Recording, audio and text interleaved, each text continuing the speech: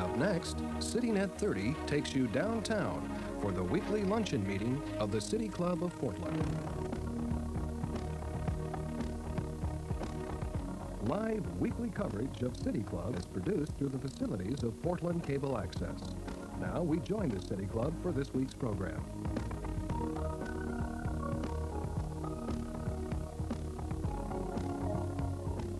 First millennial year or the second. I would like to start today's program by introducing a new member, Lydia Hudzik, who is Manager of Research and Market Information for the Port of Portland. Lydia.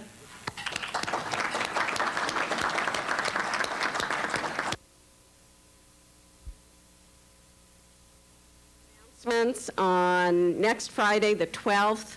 Please join us for Unique Perspective on the Status and Future of Technology in Oregon. Jim Johnson, Regional Site Manager for Intel, will be with us here at the MAC.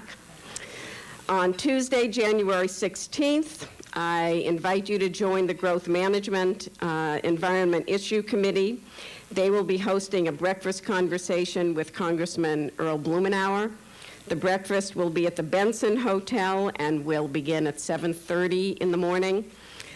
Prepaid reservations are required. To make reservations, please call Suzanne at the club office. Our board host today is Tom Deering, who's a member of the Board of Governors and a retired partner with the law firm of Stoll Reeves. Tom will ask the first question of our speaker. Following Tom's question, as always, we will open questioning to the City Club members in our audience. Please line up behind the microphone even before Tom is finished asking his questions so that we can have time for as many questions as possible. And again, please limit your question to 30 seconds or less. Broadcast of City Club programs this quarter is made possible in part by corporate underwriting from Pacificare, Pope and Talbot Incorporated, and Zimmer Gunzel Frasca Partnership. As always, we are enormously grateful for their continuing sponsorship. And now on to today's program, Economic Forecast, Oregon 2001. Our speaker is Tom Potiowsky. He is Oregon State Economist, a position he's held since last August after several months' tenure as acting state economist. He is on indefinite leave from Portland State University, where he was professor and chair of the economics department. Tom was also a member of the Governor's Council of Economic Advisors for 3 years prior to his appointment with the state. The state economist works in the Office of Economic Analysis, which is responsible for developing and disseminating quarterly state economic and demographic forecasts and estimating general fund revenues for the state.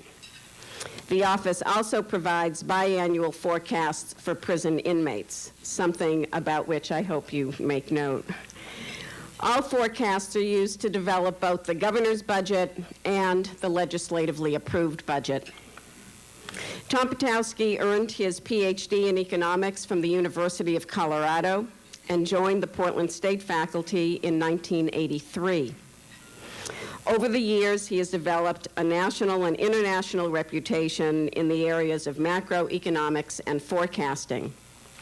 A few years ago, for example, he accompanied a team to Poland and Hungary to establish educational programs and foster ties between the local university and the business community. A golfer and whitewater kayaker, Tom Potiowsky is very comfortable with the potential sand traps and hidden shoals of economic forecasting. And it's now my pleasure to turn the program over to him.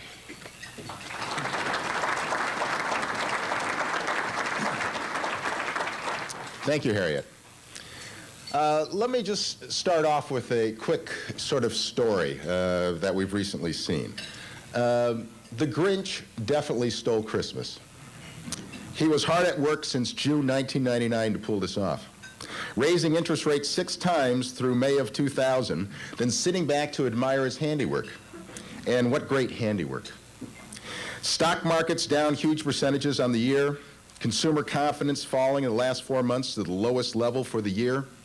A manufacturing index down to its lowest level since 1991, which was our last recession year. And our holiday shopping season, when the only sizzling sale of the season is a silver scooter, and a bit of bad alliteration, it is indeed a sad time across the land. Then, last Wednesday, we find that the Grinch was really Santa Claus, who was under some cruel spell. Dropping interest rates by 0.5% brought shouts of joy from the financial markets, at least for the day. And all now are looking longingly at the end of the month for more gifts, now that Santa has come to his senses. What does this story have to do with the Oregon economy? Well, we may be very independent thinkers and social reformers here in Oregon, but we have to realize we're tied closely to what happens to the nation and the rest of the world. So what I want to do is lay out briefly what the Oregon economy has been through in the past 3 years. In 1997, employment grew at 3.5% in the state. Then in 1998, growth slowed to 1.7%. And in 1999 to 1.3%. And we expect 2000 to finish a growth rate of 1.5%. So why the slowdown in Oregon when the rest of the nation was growing faster than 2%? And by the way, this is our first time that we grew slower than the nation since 1985. Well, the Asian financial flu hit our major industries across the board: high-tech, agriculture, and lumber and wood. Asian countries dramatically reduced their imports of Oregon products. Given our stronger links to Asian markets, Oregon slowed relative to the nation. At the same time, the Federal Reserve was responding to other financial problems in the world, such as the Russian financial default and the collapse of the Long-Term Capital Management Fund. And they started to lower rates in late 1998. So the Oregon economy, hit by this Asian financial flu, limped along into 1999, and we started to recover during the second half of that year. Unfortunately, the rest of the country was having much too good of a time. Well, are you familiar with Harry Potter books? And those of you who are not, don't be ashamed, you can say you are. At the prison for wizards, the jail guards are called Dementors. And they have this special ability.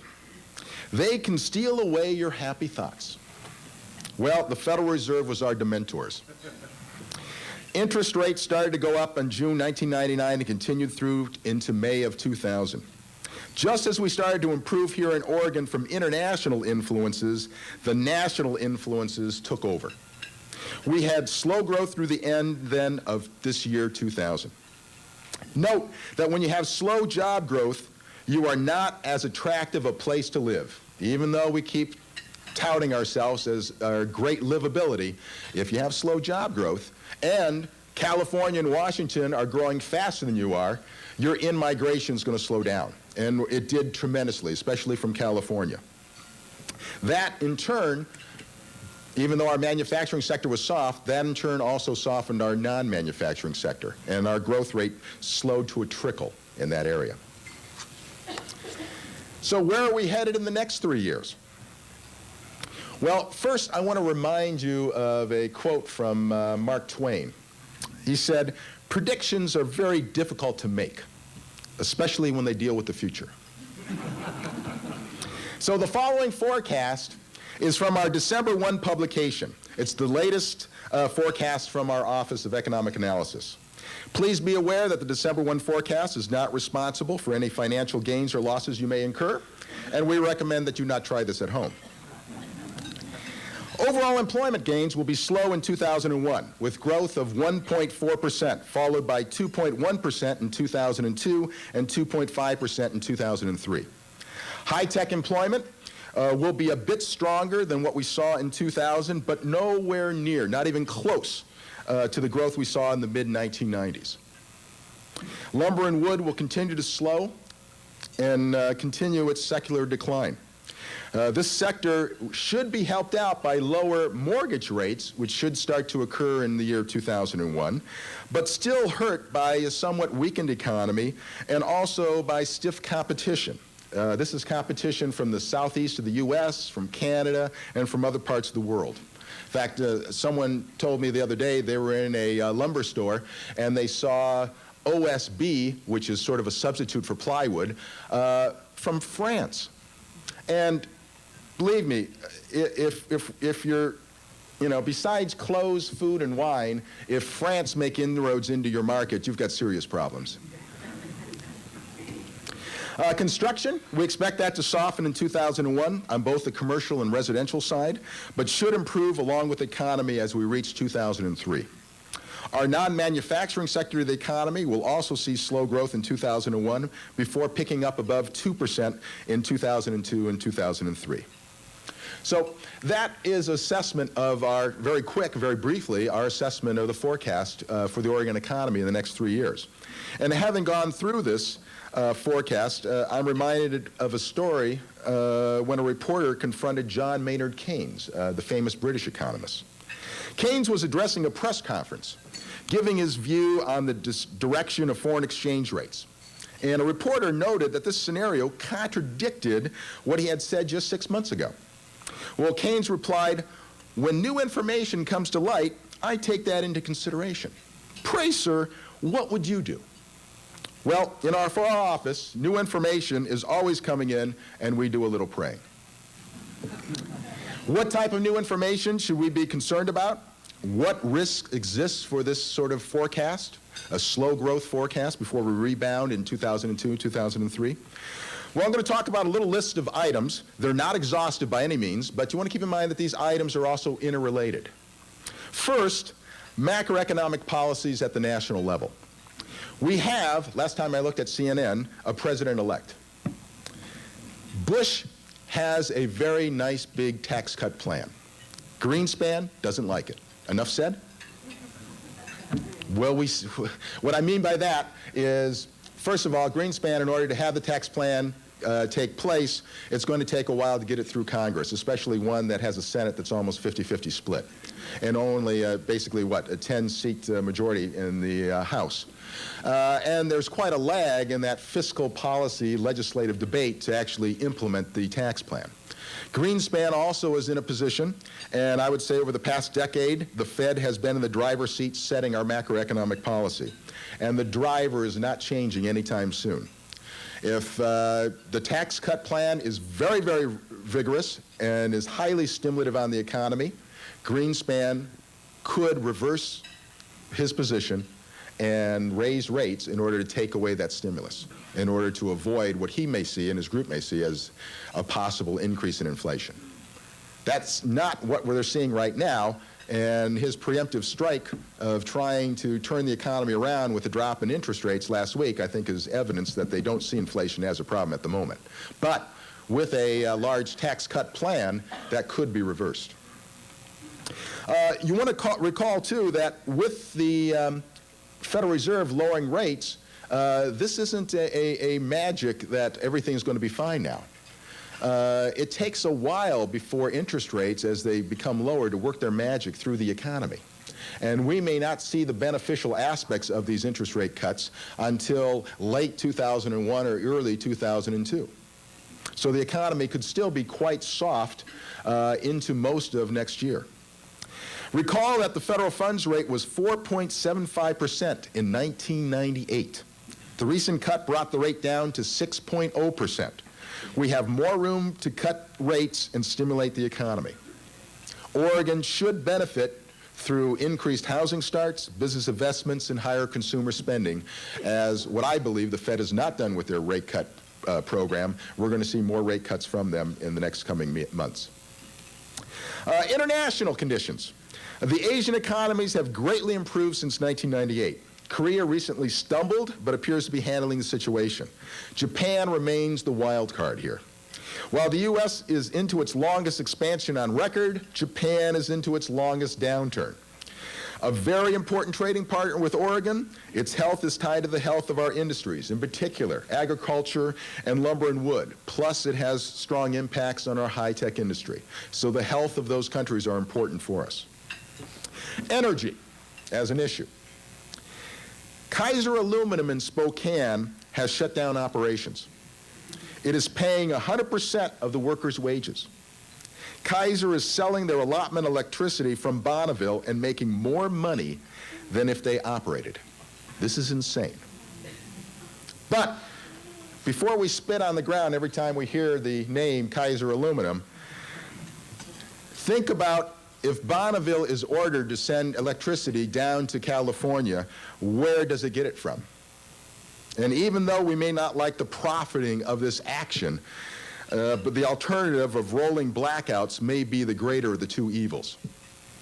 But the Western situation is one that we're looking at very closely and are concerned about. And to be honest with you, the energy situation in the West is one of the most confusing situations to try to understand. Because of the previous reciprocal deals where the Northwest sent electricity down to California in the summer and California sent us electricity in the winter, these deals no longer exist. The one-way line to California may cause rolling blackouts in the Northwest. Some say the problem will last 1, maybe 2 years before a new generation comes online. So for now, pray for more snow and for a slow-growing economy, because a slow-growing economy does slow down the demand for energy. But please, only pray for 1 year of a slow economy. The stock market. We supposedly just finished the year of the dragon. I think it was really more like the year of the monkey. For the first time in 5 years, the average investor could do no better than a monkey, and many not as good. Linked to the performance of the stock market are business investments, consumer confidence, and consumer spending. And just as these affect the nation, they affect us here at home in Oregon. The high-tech industry. Last October, revenue projections for various sectors of this industry were running close to 50%. Now the projections are cut by more than half in just a couple of months. The electrical machinery classification for industries, which includes the semiconductors, jobs grew by annual rates of 8.7% in the second quarter of 2000 and by 15.4% in the third quarter. They're really gearing up. Are they going to suddenly pull back now? We think there will be a slowing of growth, but we're not predicting massive layoffs. Still, if there is a risk to our forecast, this is one we're very concerned about.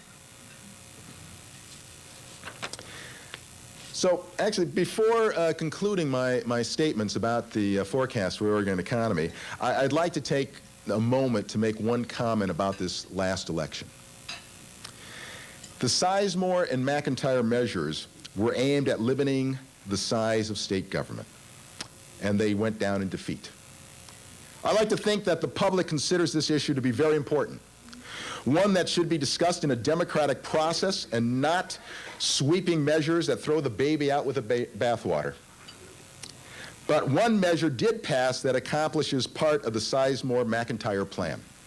And no, I don't mean Measure 7, the takings measure. I'm referring to Measure 86, amending the Oregon Constitution to include the kicker. My office is responsible for issuing the official general fund revenue forecast that sets the funds for the governor's recommended budget and the legislatively approved budget. This latter forecast, which will come out this May 15th, will serve as the base, along with legislative revenue changes during the session, by which the kicker is calculated. And this forecast is known as the close of session forecast. If actual revenues at the end of this 2-year budget period we'll be entering are 2 percentage points above the close of session forecast, then the kicker kicks. All funds above the close of session forecast are returned to taxpayers. The kicker rule decides how additional funds coming into state government are to be used. Thus, by our office setting the funds for the legislatively approved budget and any excess funds going to the kicker, my office essentially decides the size of government. I'm not sure this is what the voters had in mind. This is not a planned economy. A technocrat has no business making this decision in a democracy. Now, in my position, I will uphold the Oregon Constitution. I will do so in the most apolitical and nonpartisan way possible. This does not negate the fact that the kicker makes a sham of the democratic process. A public debate on the future of this kicker must take place to bring the question of the size of government back to the people and their elective representatives. If excess funds come in, how should they be used? Schools, social services, tax cuts. The issue is too important for the Oregon economy and its citizens to be left in the hands of, God forbid, an economist. So, going back to our forecast. To conclude our economic outlook, we're predicting a slow growth economy, much slower than the fast growth period of the mid-1990s. Near-term economic events may change this forecast, but for now, we expect a soft landing without recession before growth picks up again in late 2001 or early 2002. But the picture is one of slower, milder growth. We're having very slow growth now. We expect that to continue through 2001. But when we pick up in growth, we're not talking about the growth rate we saw in the mid-1990s. We're talking about something that's less than half of that growth rate. Still positive, but I think a growth rate that's more sustainable for the state.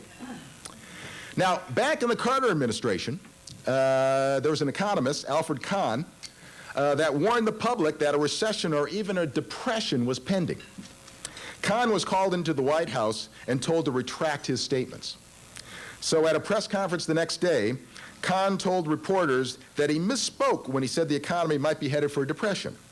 He meant to say that we were headed for the big banana. Kahn soon left after that. Well, we are not seeing the same dire conditions today. We have relatively low inflation. We're not in the high inflation days back in the Carter administration. We're looking at a soft landing and then bouncing back to a higher but mild growth rate. You could say the Oregon economy is now hitting the big marshmallow. Thank you.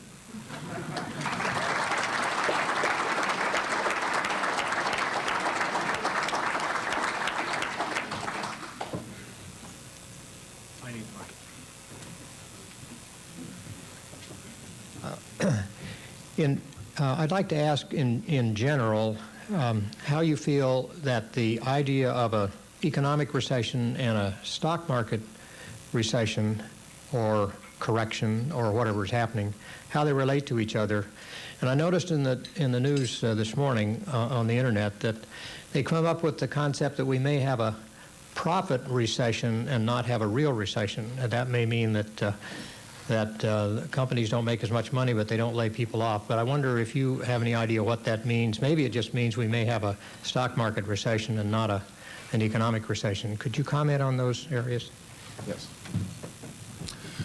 Well, you know, one of the things that I recognize, especially when we look at the newer dot-coms that we've seen in the market, a very wise professor of mine told me in graduate school that you can be a promising young man for only so long. And we're finally starting to see these dot-coms where the promise of making some money, finally that promise is starting to wear thin.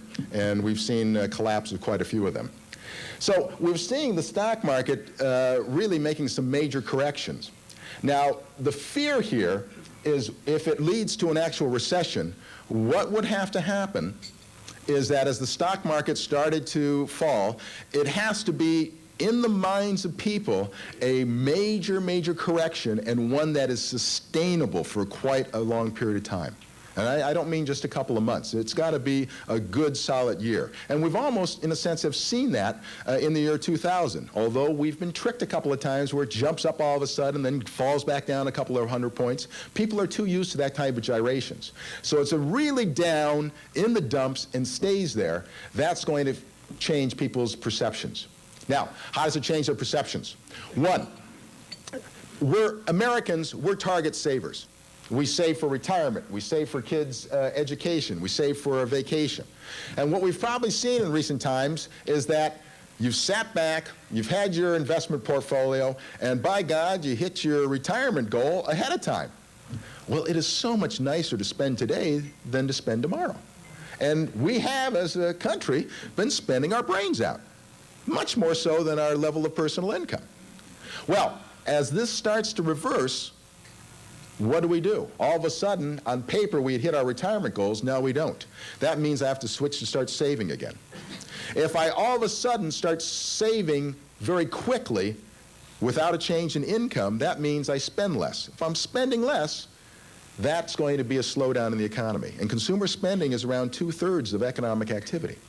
So that could lead to a recession for us. The other aspect was mentioned that maybe we might just see a corporate profit recession. This would have to be the belief by firms that this is just a short-term situation. It's a slowing situation in the economy. What we're going to see is the Federal Reserve will come to our rescue as they have in the past, and we're going to be off to the races again. Thus, if I've got capacity as a firm, I want to be ready when the demand starts to hit again.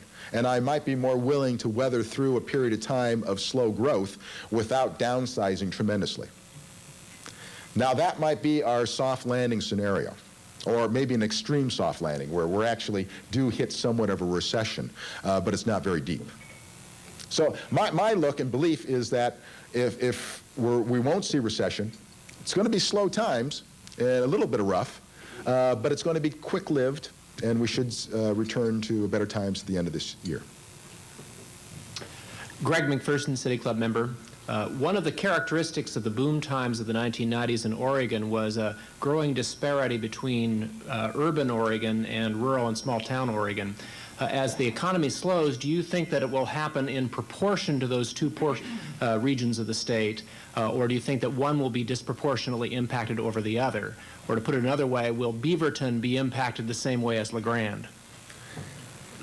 Well, what we've learned, by the way, is especially with the new Carissa, when the tide goes up, not all ships or even parts of ships rise equally. And in the rural areas, definitely they have, by the way, they have benefited through this time, but have not benefited as greatly as I would say the Willamette Valley has, and especially the Portland metro area. Here's the tough call on this. You have your southern region more dependent on lumber, wood, eastern Oregon more dependent on agriculture. These areas have both been hit pretty hard. And lumber and wood continues to be hit pretty hard. So if we have this slowdown right now, I don't think they're going to be hit any harder than they already are. What we could see, though, and that's the wild card, is the high-tech industry could have a bit more of a slowdown than what we're expecting. We're basically expecting that there's going to be slow, mild growth in the high-tech industry. There could be actual downturn and layoffs occurring. So, but I think long-term, and I don't mean long-term in the sense of out to 20 years, but just within the next 5 years, I think positioning still, the Willamette Valley will bounce back of any downturn that may happen now, and the relative disparity is going to remain between these areas of urban versus rural. Nikki Lynch, member. Getting back to your comments on energy, what do you see in terms of, looking at California, what do you see for our state or our area as far as not racing to deregulation, and what's going to prompt building new sources of power, et cetera, under the current circumstances? Well, when you have the spot prices of electricity that only a couple of months ago were about $30 a megawatt hour, spiking up to $700 a megawatt hour, I think that is enough of an incentive to get new generation. I myself am inclined to buy about 500 cages and 500 hamsters and start generating and selling it at those prices. But whether it's forthcoming or not, there's lots of, by the way, generation planned in California, and it's about 1 year to 2 years off. So it should be coming online. It's this very short period of time that we could have some rough going. So I think the lesson that everyone's going to learn from California, one is that either if you're going to deregulate, you do it full board. You deregulate across the line. You don't have one part being deregulated, another part being heavy regulated. You don't have your utilities not able to make long-term contracts and have to buy always on the spot market. These are small little lessons that other states are learning and watching. And my guess is that until this shakes out further, I don't see many states, including Oregon, rapidly jumping into the deregulation market. Hi. Should we, as a state and a nation, consider the environmental impact of rapidly increasing energy use from our love affair with SUVs and exotic outdoor lighting to our dependency on electronic communication for commerce and entertainment, to the extent that this is now rising, and shape economic and social policy mindfully in response to such an analysis? That's the first question. The second is, why is this question so absent from discussions of economics and economic forecasts and policy? And is the current crisis that we're having in energy along the West Coast a result of the absence of such mindfulness? What would such mindfulness look like that is both sustainable and also intelligent economically? Well, I would say that the environmental questions are in the economic discussion. The situation right now in California, I think, is an example of showing society that if we are serious about environmental problems, society has to pay for them. The amount of generation that it's allowed in California, they have certain credits that they can use. Because of the weather situation down there, they've sort of used up these credits. And these credits are to sort of spread around how much pollution is going into the air, trying to mitigate it. And that's one of the problems of not enough generation.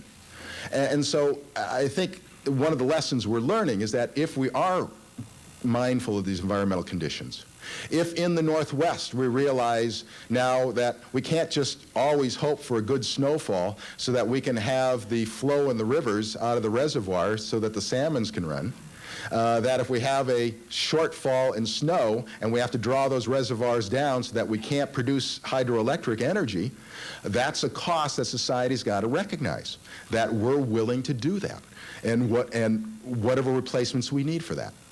So I think they are in the discussion. The interesting thing will be, when it comes to push to shove, are the salmon going to lose out this spring? Thank you. I'm Nancy Lipset, a member of the City Club, and I noticed you didn't mention the paying off of the national debt. There has been a lot of discussion about returning the surplus tax money, and not much mention about the effect of not paying off the national debt. Could you comment on that?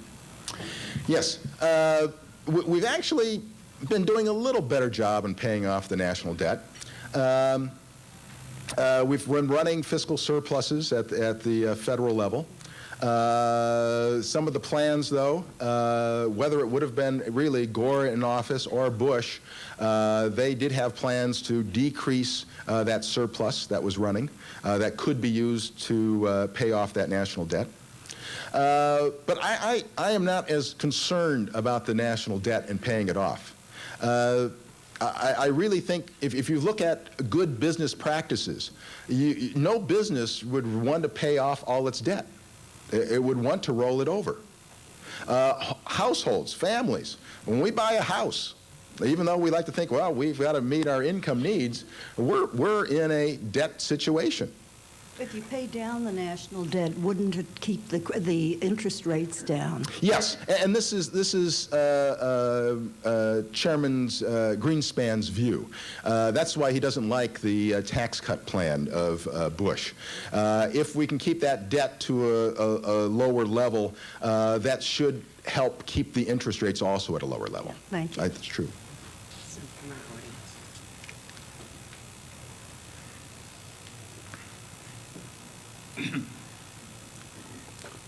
Charlie Davis, member. I'm perplexed by the message the legislature is going to be receiving about high-tech education. They're going to be told, I'm sure, that we do not produce enough engineers to maintain the present level or the projected level of high-tech employment, and that we have to import engineers from California and elsewhere. Therefore, we should have a larger expenditure for high-tech education. At the same time, we appear to be anticipating that the high-tech industry will not be in a continual growth pattern. Is that some message that the legislature ought to question? Well, it's true. High tech is a rather volatile industry. Like many manufacturing industries, it goes up and down with the economy.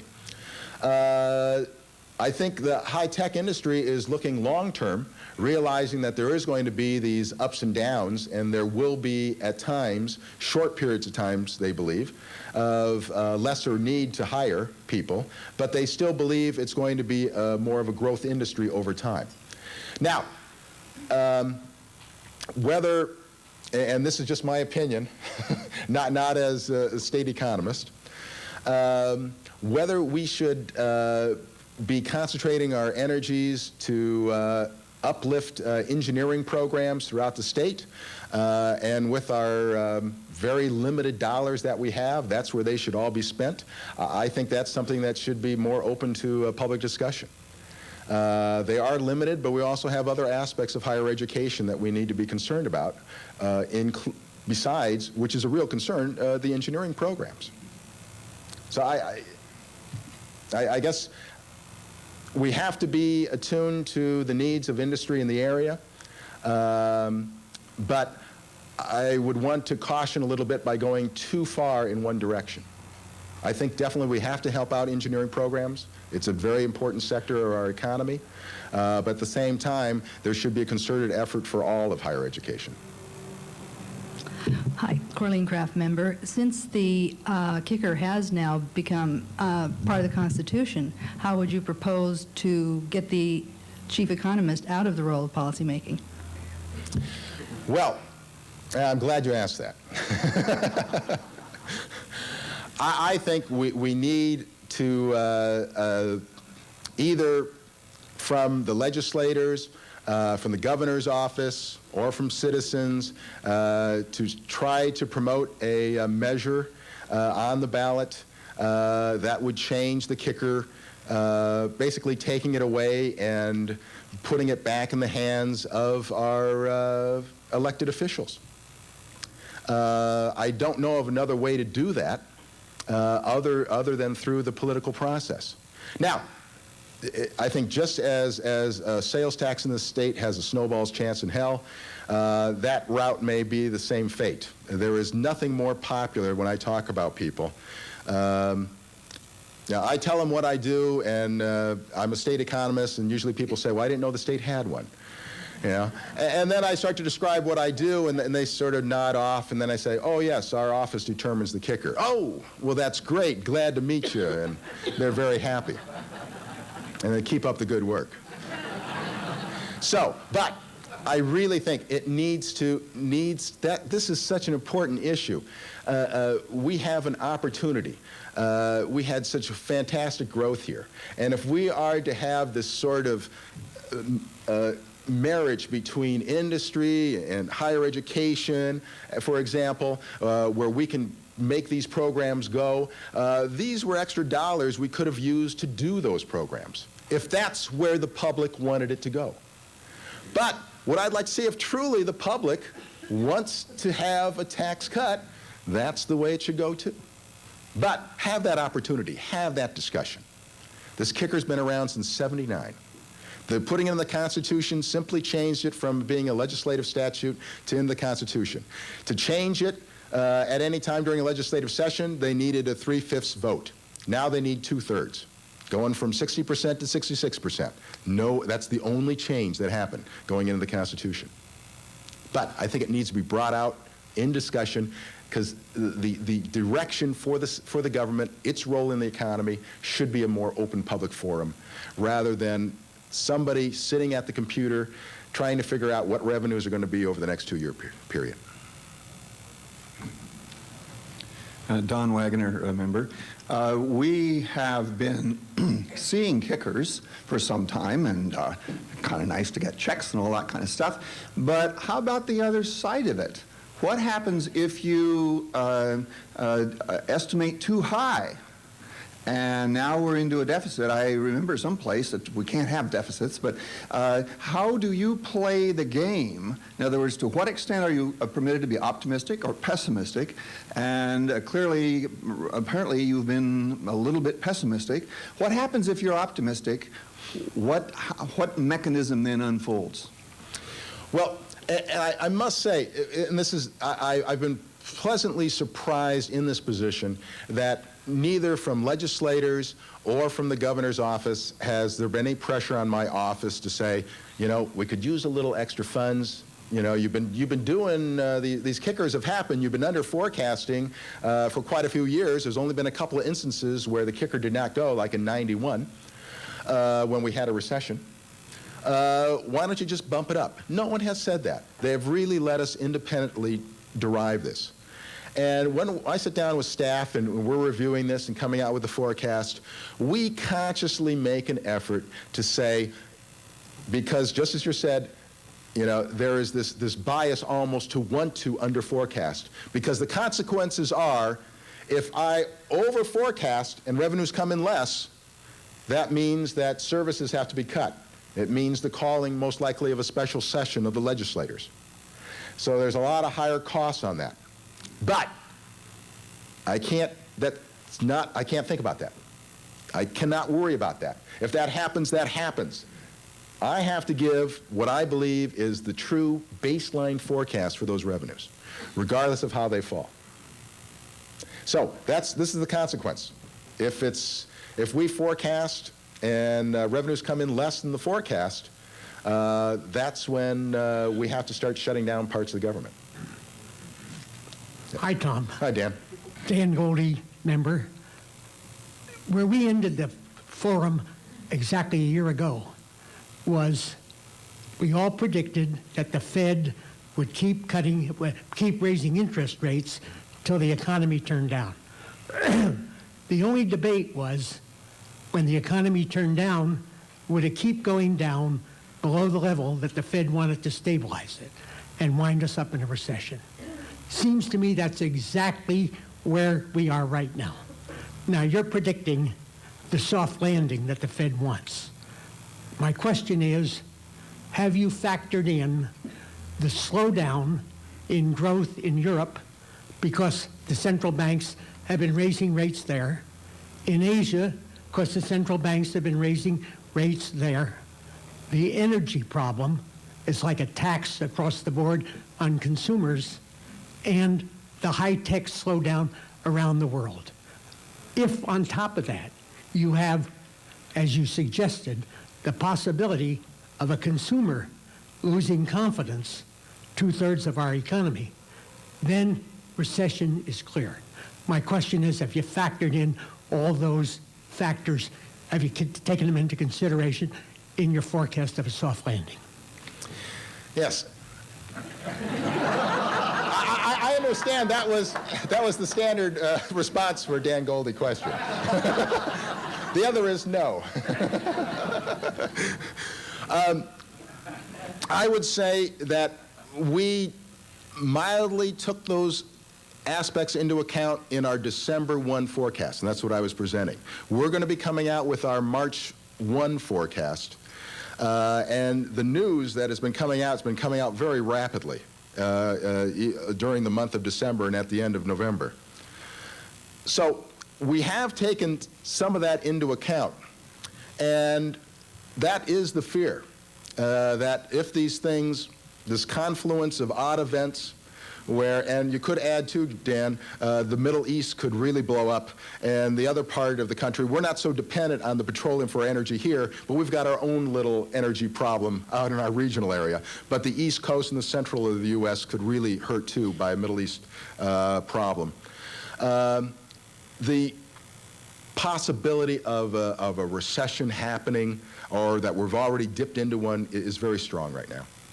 I would say back in December, when we were doing this forecast, December 1, I would put the probability of an actual recession rather than a soft landing at about 20%. I'm now more to 30 to 35% today.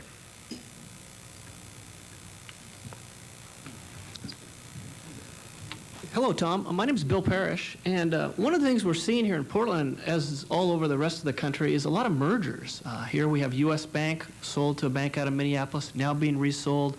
Warehousers trying to do a hostile takeover of Willamette Industries. I'd like to get your thoughts on this overall merger trend in the U.S. and how it might impact state government revenues. Of course, sometimes it works out for employees and shareholders, and many times it doesn't. Well, for us here, we have our formulas pretty much set up as to how businesses, when they do their business in the state, and how they're taxed. And so direct ownership wouldn't change too much, that kind of formula, as to where they're making their sales, where they own their property, and so forth. So I don't see too much of a change in that direction. The merger mania was very strong during the Reagan administration, died off a little bit, now has come back somewhat stronger. I think once you have a period of time where there is somewhat of tougher economic times, or at least, although we're still in expansion period, a little bit tougher for some sectors, you see then the sort of falling out. I think this is a natural aspect, evolution for these various industries to have these mergers. For us here, the one question that I've always had about mergers is that what happens to charitable giving when you start to lose corporate headquarters in the state? And I think that is a real question. I don't know if there's a particular answer for that, or how charities and other organizations are able to approach the actual owners of companies that are located in Oregon, but their ownership is out of the state. But I think if any impact that can occur, I would see that as one that might be worrisome. Elaine Kogan, you haven't dealt, at least in your presentation, with minority populations, our growing Latino population, for example, and how they might be affected by either recession or a mild downturn. We may see it in the high-tech industries because there are many, many thousands of workers, and certainly in other sectors too. So if you'll give some comments on that, please. Yes. By the way, one of the things our office is involved in, we have a senior demographer, and one of his jobs is, along with the Oregon Progress Board, is to produce the Oregon Population Survey. And they've just completed the 2000 survey, and they will be combining that with the 2000 census. So a lot of information, especially on ethnic groups, are going to be available, and so you should visit our office and be aware that these things will be coming out soon. Now, for the Latino population in particular, especially if we talk about migrant workers, the agricultural sector, the softening of areas, as Dan mentioned, in Europe, some question marks over in our Asian markets, these can affect our exports of agricultural products. And that, in turn, can affect the employment of migrant workers. So that's an area that we might see this impact occur if the U.S. starts to slow down. And keep in mind, too, a slowdown in the U.S., the rest of the world is tied into us. When we slow down, they slow down, too. So that could actually hurt that exporting sector, especially for agriculture, in the near term, and then disproportionately affect that ethnic group. Steve Shell, member. I wonder if you could step back a little bit and talk to us about the art of forecasting. there is a considerable question in at least my mind as to whether or not the forecasts that we receive are really reflective of our economy. Specifically, do we need to consider capital accounts, and particularly both national and regional and state capital accounts? Should we be considering what happens to our natural resources and the capital accounts that are involved in that? Should we be considering our energy accounts and what happens to the sustainability or non-sustainability of those accounts? Should we be looking at our broader educational structure and considering a capital account in terms of our educational structure and whether or not that capital account is being replenished? Is forecasting really valuable to the state as it stands, or should we be doing more? Well,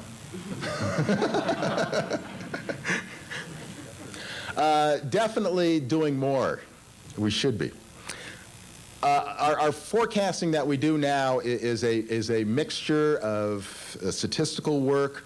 We also have a panel of the Governor's Council of Economic Advisors, 12 experts in the Oregon economy from industry and academia that assist us in the forecast. And we do have a section in our forecast about long-range projections, things that we're worried about.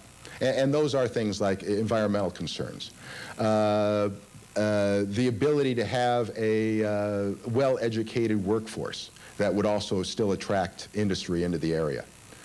But I would say for our office, our sort of goal and our charge is to provide a short-run forecast for the economy out to, say, 5 years in the future, and how that forecast then drives our revenue estimates for the budget.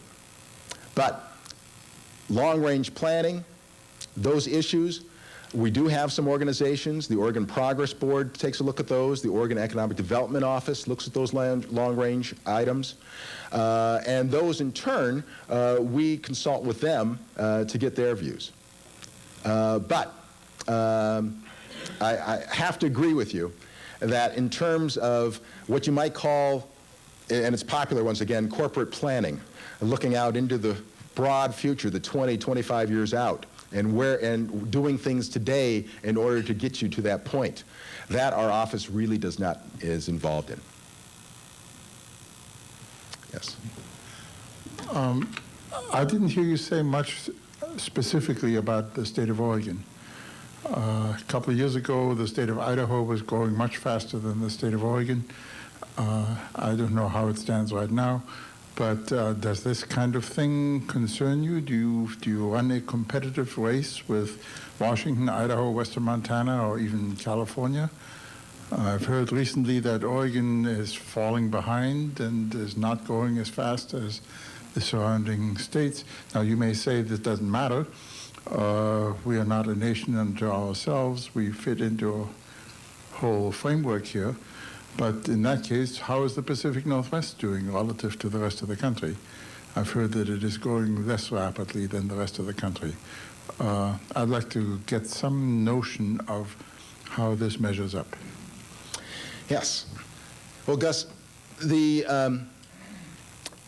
when we had the problems with the financial conditions in Asia in the last part of the 1990s, Oregon was disproportionately linked to those countries relative to Idaho and Washington and California. And that's true even with Boeing out there and those huge dollar amounts for those planes. We still were more tied to those Asian countries. So we felt the brunt of that more than they did, and we slowed down quite a bit. Boeing at the time was able to divert. It had back orders from domestic carriers wanting more planes and could simply divert its foreign orders, and as those started to dissipate a little bit, then just bring up the orders from the domestic carriers. So they weren't hit as much. So they did fairly well, and Idaho also was growing fairly well. But when the interest rate rises started to occur in mid-1999 and coming into 2000, both Washington and Idaho slowed up. And they slowed up, still a little bit stronger than Oregon, but started to come down to our level. California, chugging along, doing very well, only recently has seen some slowing. Part of that was the great influx, I think, of venture capital money there. The startups, the dot-coms were going like crazy. That's starting to dissipate a little bit now in that area. Washington had great venture capitalist amount of money going in. Oregon only recently has now seen the angels descend into the state and start to help us out. So, yeah, it is a concern. And the Pacific Northwest as a whole has now started to slow a little bit. But I really think long range, and this is, and I keep saying long range, but I really mean only out to 2 or 3 more years from now, I really expect the Pacific Northwest to outperform the U.S. economy again.